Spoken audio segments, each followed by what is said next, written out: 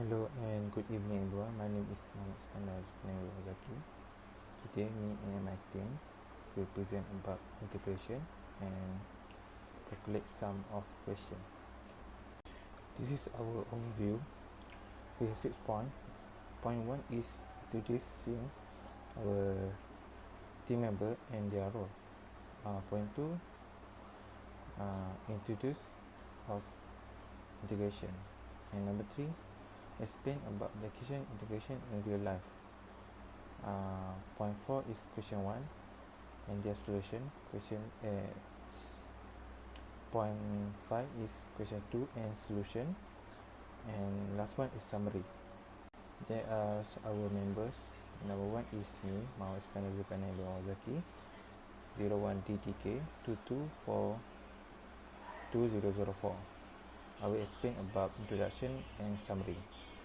And my other friend is Arifin bin Syafuddin, 10DTK 22F2002.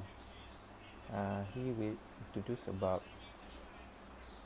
explain about question 1 and their solution. And the last one is Faris Firdaus bin Haris. ID number is 01DTK 22F2007. And Faris will explain about question 2 and their solution. First, let me explain about introduction of integrate. Integration is for concept in maths and deal with the accumulation of quantities is core. Integration helps us find total of cumulative effect of something that continually change, such as the area under the curve or the accumulation of quantity over time. Things such as substitution, integration by part, trigonometry integral, and partial fraction aid in solving integral that might not be immediately straightforward. Overall, integration is a fundamental tool in maths, offering way to understand and qualify change or accumulation in continuous process. The last slide we have summary. Integration, a fundamental concept in maths, involve finding accumulations,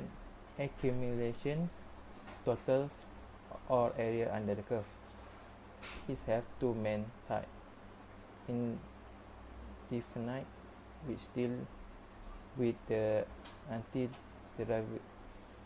derivatives or finding general function whose derive match give function, and define, which accumulate quantities over specific intervals. That's all for me. Thank you. Okay, now we go to the step 1. Okay, for the first step is we have to find intercept point. So y equal to square root x, and then y equal to x square. So the intercept point is 1 equal to 2. Okay, so square root x equal to square x square. So x square minus x 1 divide 2 equal to 0, and then x 1 divide 2 plus x square 4 minus 1 equal to 0. So we got x 1 divide 2 equal to 0, and then x square 4 equal to 1. So we'll put this in the graph. Okay, right now we go to the second step. The second step is we have to find y-axis. In y-axis, we have to find volume A and volume B. So firstly, we have to find the volume B. Volume B equal to pi integrate root B to A x square dy, and then pi integrate root 1 to 0 y dy, and then we got pi y divide 2 square, root 1 0. So pi plus 1 divide 2 minus 0. And lastly, the answer we got 1 divide 2 pi unit 3. So we got the y equal to square root x equal to y square. Okay, so the third step is we have to find the volume. So how to find the volume? We have to VB minus VA. So we got VB 1 divide 2 pi unit 3, and VA we got 1 divide 5 pi unit 3. So if we minus VB and VA, we got 3 divide 10 pi unit 3. Okay, we go to the last step. For the last step, we have to sketch and plot the graph. So the graph must have y-axis and x-axis. Okay, so where we can get the point, we have to take a point and plot from step 1.